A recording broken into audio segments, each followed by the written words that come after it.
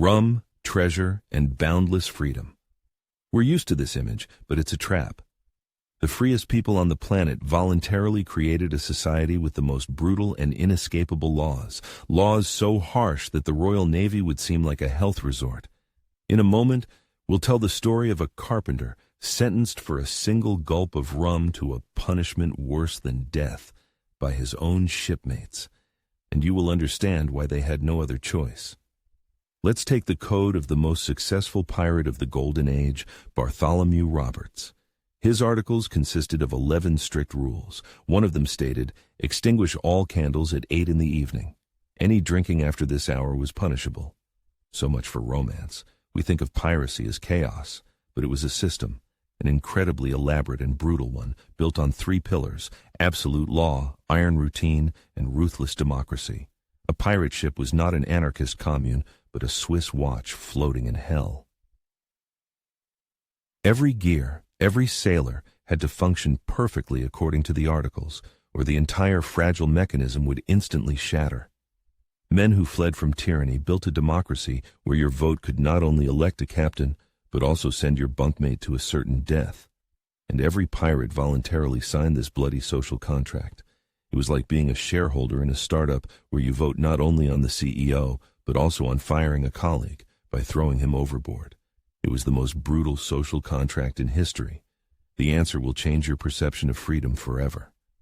Let's start with its foundation, their constitution, written in blood. This code wasn't a set of recommendations, it was a contract. Each ship had its own, adopted by a common vote. By signing it, often literally with a cross marked in blood, you surrendered a part of your will for the sake of the common goal. Breaching the contract meant only one thing: you were no longer part of the crew. And outside the crew, in the middle of the ocean, you were a dead man. Hidden within this contract was a stunning fact: the world's first insurance system. In the articles of pirate John Phillips from 1723, it was clearly stated, lose your right arm in battle, you received 600 pieces of 8, your left, 500. This was unheard of in any Royal Navy. The first and most important rule on many ships was that all disputes were to be settled on shore, no fighting on board. A single knife thrust in a cramped cabin could deprive the crew of a valuable fighter before boarding. The punishment for this wasn't flogging. It was marooning. Being left on a deserted island with a pistol and a single bullet. A choice without a choice, a slow death by starvation or a quick one by your own hand. This very fate, though not by a pirate's sentence, befell the sailor Alexander Selkirk, the prototype for Robinson Crusoe. His story is a real testament to the hell of solitude, which pirates used as the ultimate punishment. Imagine yourself in his place. You stand on the scorching sand. The boat with your former brothers disappears over the horizon. The weight of the pistol is heavy in your hand. This isn't just a punishment. It's your complete erasure from their world. They sail away to survive. You stay behind because you threaten their survival. The word marooning itself comes from the Spanish cimarrón, meaning wild or feral, a term used for runaway slaves. For pirates who were themselves fugitives from the system, to maroon a man meant condemning him to return to the very feral state they sought to escape on their ship. Another rule: no candles or gambling after 8 in the evening. This wasn't about a bedtime routine. An open flame on a wooden ship soaked in tar and gunpowder is suicide. And cards or dice were a direct path to quarrels, debts, and knife fights, which violated rule number 1. The code didn't just punish transgressions, it cut off their root causes. On Blackbeard's flagship, the Queen Anne's Revenge, tons of gunpowder were stored. A lit candle in the wrong place wasn't a fire risk. It was a guarantee of instantly turning the ship and its entire crew into flaming debris. The 8 o'clock curfew wasn't about discipline. It was a survival protocol. But even the strictest protocol couldn't eliminate hunger.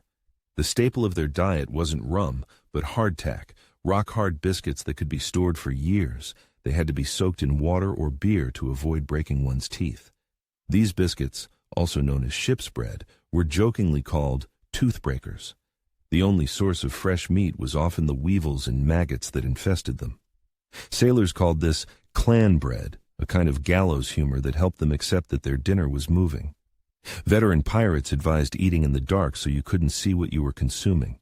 When fresh ingredients were available, they prepared salmagundi, a monstrous mix of whatever was on hand: chopped turtle meat, anchovies, onions, olives, mangoes, boiled eggs, pieces of salted meat, all marinated in wine and oil and served cold. It sounds exotic, but in reality, it was a way to mask the taste and smell of spoiled food. A key ingredient was often smoked or salted herring. Its powerful, pungent flavor was the perfect camouflage, able to disguise the taste of rot in meat or mustiness in vegetables. This wasn't cuisine, it was chemical warfare against bacteria. Take a look in your refrigerator. Now, mentally remove everything except for stale bread, a jar of pickles, and a piece of old cheese. This is your diet for the next 3 months. The question isn't what you would eat first, but on which day you would be ready to steal food from your neighbor, knowing the punishment is flogging or death. This is no exaggeration. In 1721, the crew of pirate George Lowther was driven to such desperation that they chewed on leather belts in their own shoes. Your thought experiment was their daily reality. It was because of food that pirate ships had a dual power structure. The captain commanded in battle, but in times of peace, the quartermaster ran the ship. He distributed food, water, and plunder. He was the guarantor of fairness. If the crew felt they were being shortchanged, a mutiny was inevitable. The captain was the CEO, responsible for hostile takeovers. The quartermaster was the chief operating officer and the head of the union, all in one. He ensured that wages, that is, food and water, were distributed on time and equally because a mutiny over food was more feared than any storm. But even he couldn't create food from nothing, and food was the fuel for their hellish routine.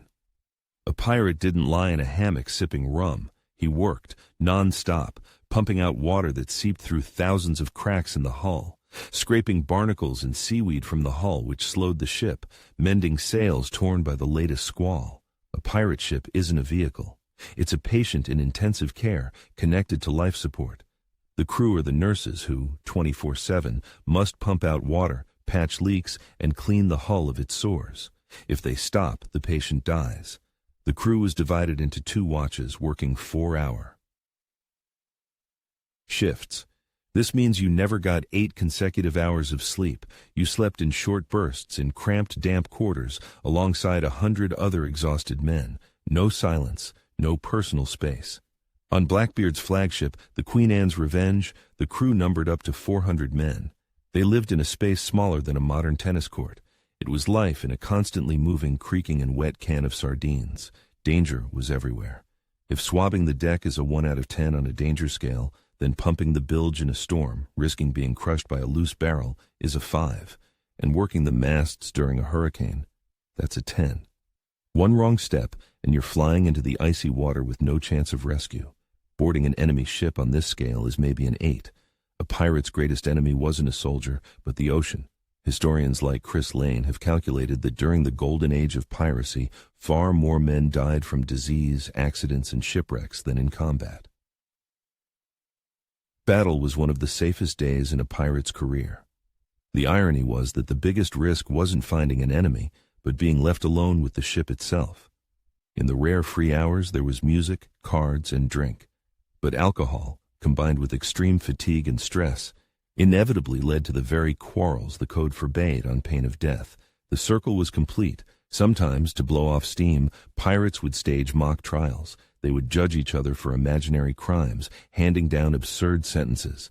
It was both entertainment and a grim rehearsal for the real tribunal that could await any of them the next day. This tribunal was based on a principle unthinkable to the world beyond the ship: direct democracy.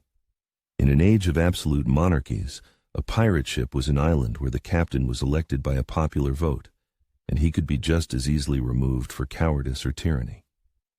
Every crew member, from the cabin boy to the bosun, had an equal vote in key decisions: where to sail, whether to attack a vessel, how to divide the plunder.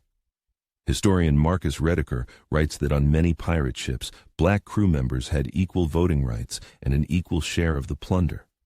In a world where slavery thrived on land, this floating nation of outcasts practiced a level of racial equality unimaginable elsewhere.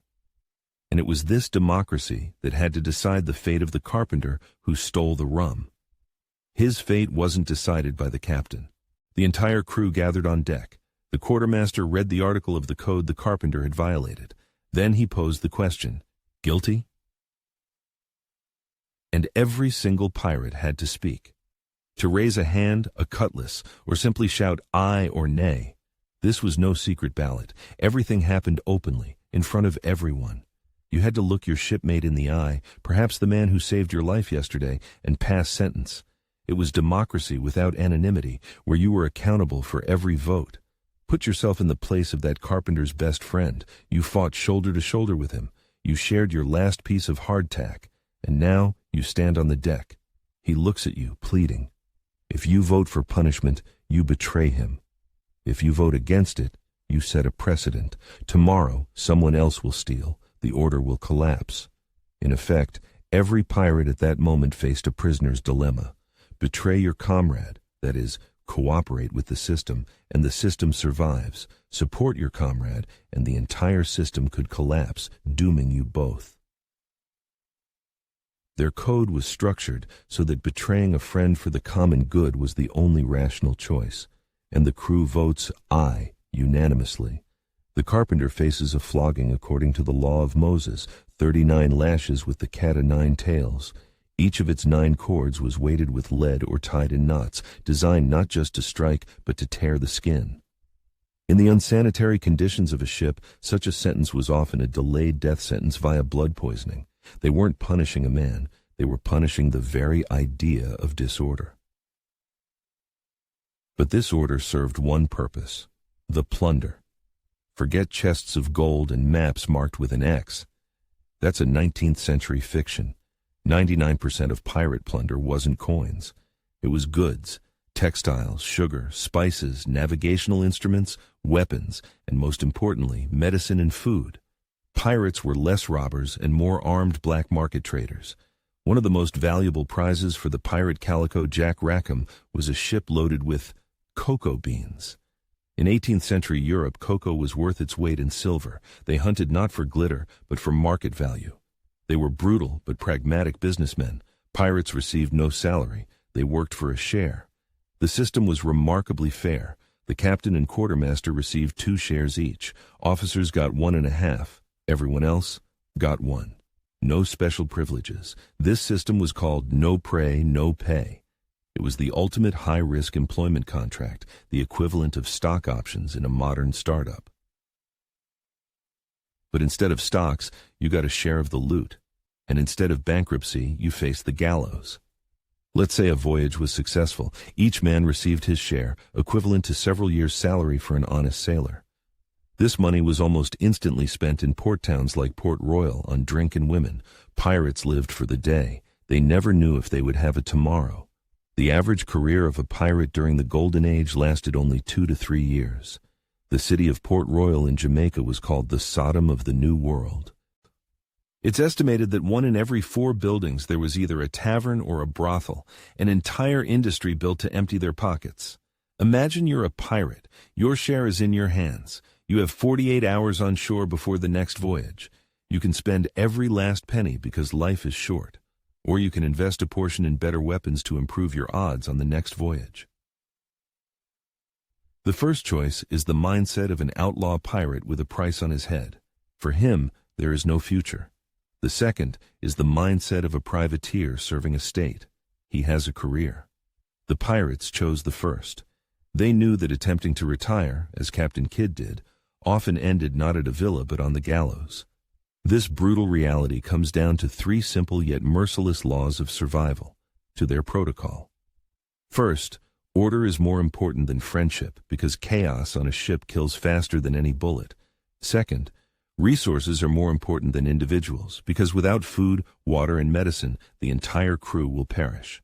And third, the collective will is more important than personal freedom because one selfish act can doom everyone.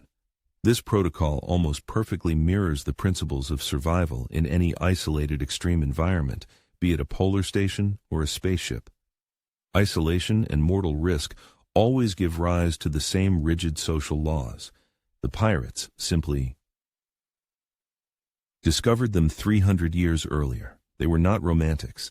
They were fugitives from the unbearable conditions on merchant and naval ships. They created not an ideal society, but a functioning mechanism for survival. Their democracy was a tool of control, their cruelty a necessity, and their freedom just a brief respite between work, hunger, and fear. The so-called Golden Age of piracy was a flash lasting just 1 decade, roughly from 1716 to 1726, 10 years that burned so brightly they created myths that have lasted for 3 centuries. It was not an era, but a moment of desperation. So who were they really? Desperate men who built the only possible fair system in an unjust world? Or just brutal bandits who masked their greed with fine words about freedom? We want to know your opinion. Write just one word in the comments: system or bandits. The pirates themselves did not consider themselves bandits. They called their enterprise a war against all the world. Was it a war for justice or simply for plunder? That's for you to decide.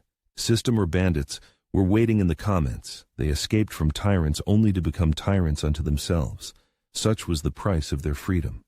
When Black Bart was killed in battle, his crew, loyal to their code, immediately threw their captain's body overboard so his enemies could not capture it and display it for public ridicule. Even in death, the code was paramount.